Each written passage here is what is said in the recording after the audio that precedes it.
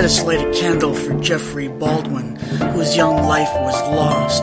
Let me shout it from a mountain about the failure of our system and what it cost. A system too overburdened to sufficiently check into who it chooses as a foster parent. And it's only when someone turns up dead that the holes in the system become apparent.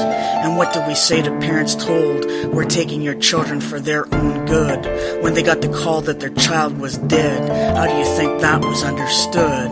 And when we say he died, that doesn't really describe what Jeffery Baldwin went through. He died just before he was going to turn 6, and why was there nothing anyone could do? 6 adults lived in the house with him, and they saw everything that was done. And why did no one pick up the phone to report it? Was it because he wasn't anyone's son? Jeffery weighed 22 pounds at 1 year of age, but at almost 6 he weighed much less. And the adults he lived with said they just couldn't tell, or is it that they just wouldn't confess? Because they'd have to admit that they just stood by while a child was starved to death, that they ignored this child who was semi-comatose and could hardly take a breath. A doctor said in his professional career that he'd never seen a child so thin, and that included travel to the developing world and in cancer wards where he'd been. He made it clear it would have taken many years to cause the malnutrition Jeffery suffered, and that this is a story that should be told and the truth should not be buffered. And Jeffery had a sibling that was treated in the same way he was treated, but she managed to survive her abuse. Unlike Jeffery, she wasn't completely defeated. And there were 2 other siblings, but they were treated better than Jeffery and his sister. Their grandmother at least fed them, and they weren't left in their urine until they'd blister, because that's where she left the other 2 locked in a room for up to 14 hours a day, left in their feces and urine without any heat, so it was cold and wet where they lay. The only food they got were table scraps, and they were forced to eat from a bowl on the floor. And that's when they were allowed out of the foul-smelling room where they were locked behind a door.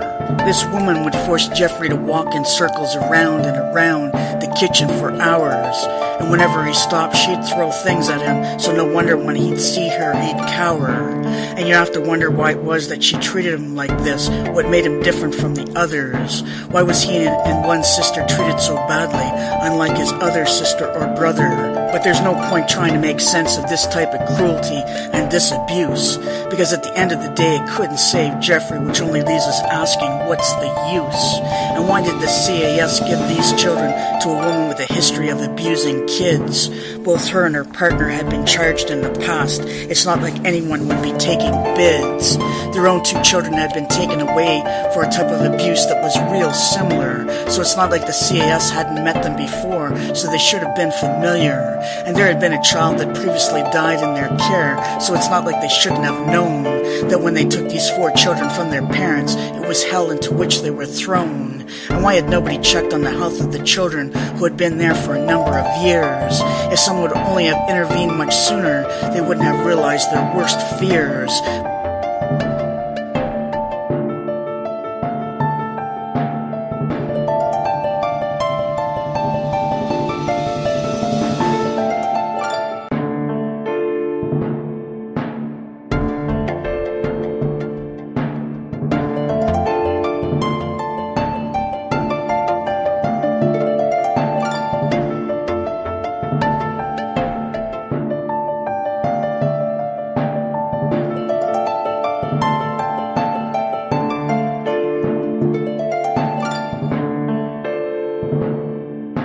But there was no hope for Jeffery, so he would suffer his torture in a deadly silence, and it would only be when he lay on an autopsy table that someone would document the violence, how these people systematically brutalized this child by starving him to the point of emaciation, and it was only Jeffery's pitiful death that offered any chance for his emancipation. And it was only when the death was reported that the other children were taken into care, and some of the behavior the foster mother saw just caused her to stand there and stare.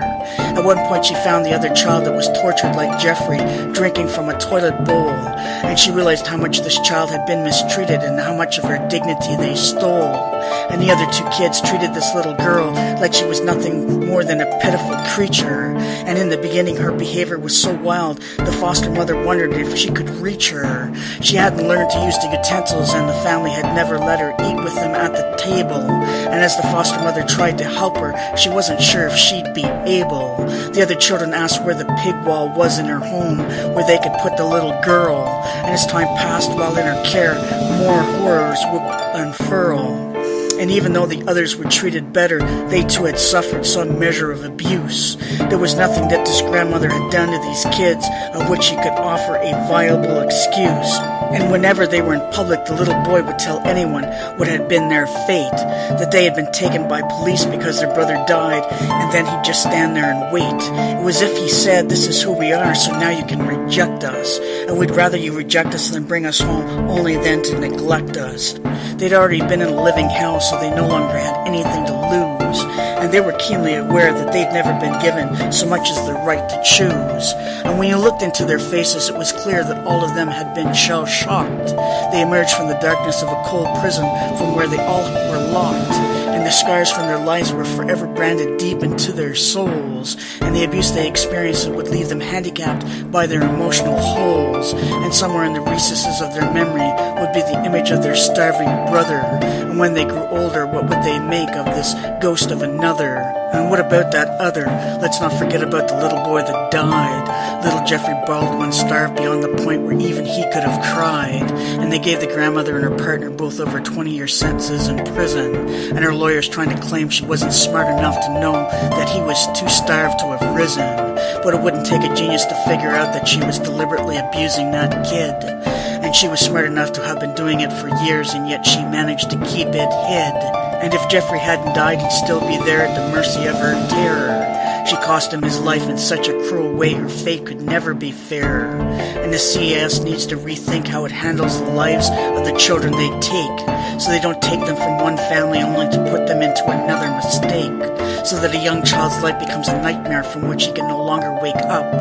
And his story reads like a Stephen King novel that the writer only makes up. Only the story is too real, even though the cruelty seems to be beyond belief. We need to remember Jeffrey Baldwin's pain, because it was truly beyond relief.